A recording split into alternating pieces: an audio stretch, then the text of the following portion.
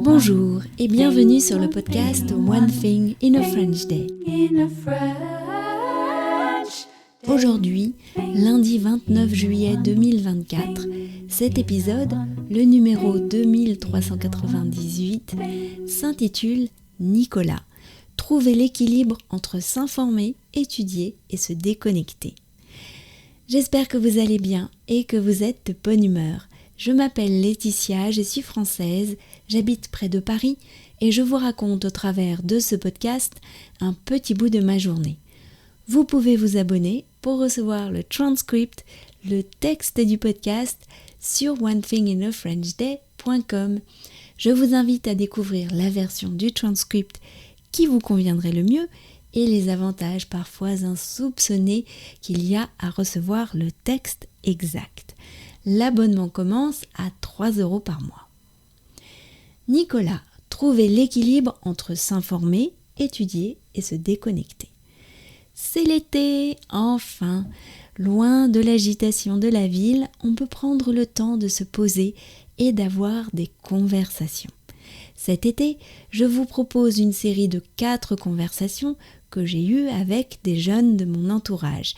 Ils ont 18 ou 19 ans et à leur âge, la vie est pleine de bouleversements, de défis et de nouveautés. Ils vont vous en parler avec leurs mots, leur cœur et leur sagesse.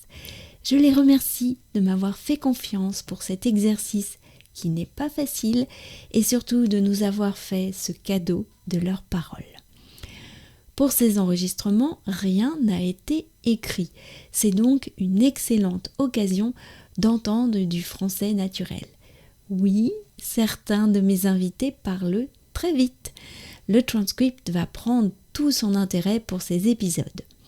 Dans le transcript avec notes, vous trouverez les éléments pour préparer ces écoutes.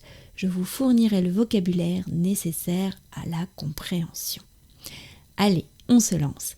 Cette semaine, nous sommes en compagnie de Nicolas. Il faut que vous nous imaginiez tous les deux dans la salle de Kung-Fu qui surplombe la piste du stade de Courbevoie. Salut Nicolas. Bonjour. Je te remercie d'avoir accepté d'avoir cette conversation avec moi pour cet été. C'est un immense plaisir, c'est la première fois que je fais ça, donc je découvre aussi, donc c'est un très grand plaisir d'être là, oui. Alors, aujourd'hui nous sommes au mois de juin, nous sommes le jour de Vitaville, c'est le jour du forum des associations à Courbevoie. Tu as fait une démonstration de Kung-Fu ce matin, parce que nous sommes tous les deux du même club de Kung-Fu. Et nous avons profité, là nous sommes un peu isolés, nous sommes dans la salle de Kung-Fu. Est-ce que tu pourrais te présenter en quelques mots pour les auditeurs s'il te plaît ?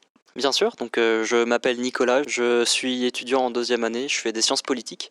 Et dans la vie, j'aime plein de choses, j'aime lire, j'aime écrire, j'aime dessiner, j'aime faire du sport aussi. L'idée étant de s'échapper, de se trouver aussi son univers à soi dans lequel on se sente bien. Alors j'ai pensé à toi ce matin parce que j'ai entendu une émission à la radio sur la nouvelle adaptation au cinéma du Comte de Monte-Cristo. Et justement cette semaine, comme on parle pas mal de lecture tous les deux, tu m'as dit que tu avais commencé ce roman d'Alexandre Dumas, que tu le trouvais vraiment génial. Tu pourrais nous en dire quelques mots ?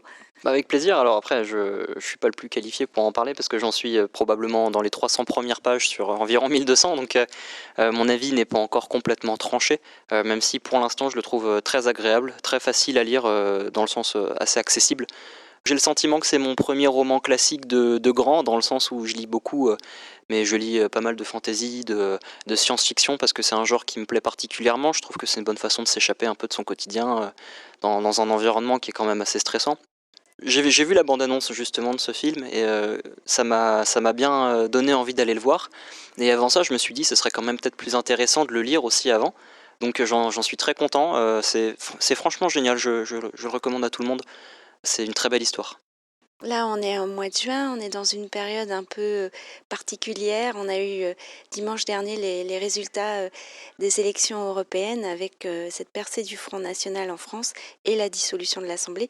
C'est une période stressante pour toi? C'est quelque chose qui te touche? Tu votes maintenant en plus? Oui, les européennes, c'était mes premières élections, parce que je suis né en fin d'année 2004, donc j'ai pas pu voter avant.